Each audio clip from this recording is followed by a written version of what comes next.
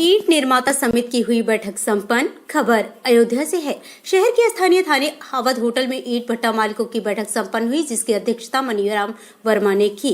सभा को संबोधित करते हुए उत्तर प्रदेश ईंट निर्माता समिति के अध्यक्ष अतुल कुमार सिंह ने कहा कि केवल ईंट भट्टों पर ही जीएसटी की कर दर में बेतहाशा वृद्धि की गई है।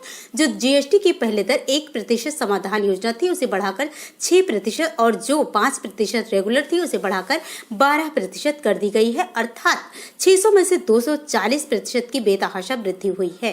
अखिल भारतीय ईंट और टाइल्स निर्माता महासंघ की नई दिल्ली के द्वारा दिनांक 23 जून 2022 को नई दिल्ली में बैठक संपन्न हुई। देश में समस्त ईंट भट्टों के हड़ताल की घोषणा कर दी गई, जिसका देश के समस्त राज्यों ने समर्थन किया, जो कि आगामी वर्ष से अनिश्चितकालीन के लिए हड़ताल रहेगी। ईंट के उत्पादन का कार्य ठप रहेगा।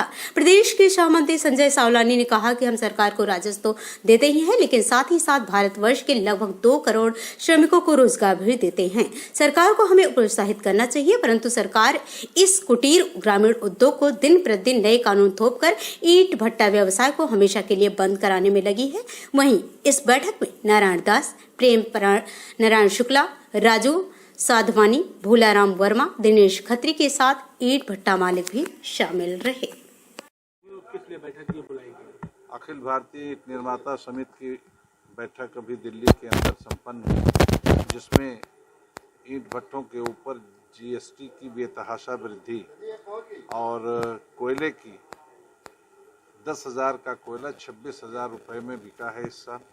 और कोयले के इस ट्रेड में कुछ ऐसे माफिया लगे हैं कि जिनको सरकार नियंत्रित करना चाहे तो कर सकती है, लेकिन कर नहीं पाई, जिसकी वजह से जो है हमारे लागत मूल्य में बेतहाशा वृद्धि हो गई है।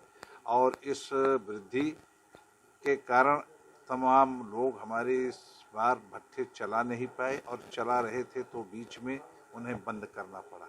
ऐसी स्थिति में सरकार से हमारी मांग थी कि आप 1% का जो 6% और 5% का जो आपने 12% जीएसटी की दरों में परिवर्तन किया है, इसको पूर्ववत कीजिए, नहीं तो ये कुटीर उद्योग के ऊपर एक बड़ा ही ऐसा आपने ब्रह्मास्त्र चला दिया है कि ये उद्योग बचेगा नहीं। सर, लेकिन आप लोगों ने धरना प्रदर्शन भी किया था, धरना प्रदर्शन हमने धरना प्रदर्शन करने से लेकर प्रेस के माध्यम से और दिल्ली के अंदर जंतर मंतर पर प्रधानमंत्री को संबोधित जो ज्ञापन था वो जा करके भी हमने दिया था और सारी स्थिति रखी थी, लेकिन सरकार ने अभी इस पर कोई उचित निर्णय नहीं किया।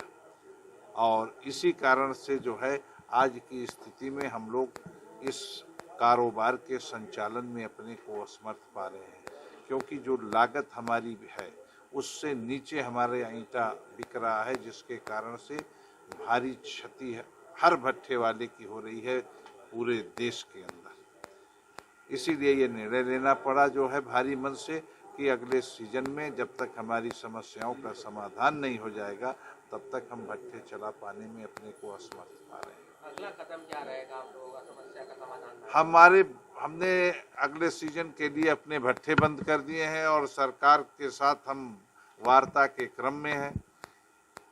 मानसून सत्र में हमारी जो एक कोर टीम बनाई है, जिसमें हम सांसदों से मिलकर के, मंत्रियों से मिलकर के और उनसे अपनी वेदना, अपनी पीड़ा फिर कहेंगे, और जब तक समाधान नहीं होता है तब तक हम भट्टे चला पाने में अपने को असमर्थ पा रहे हैं। तो जो ज्ञापन आपने जो दिया था, क्या जो है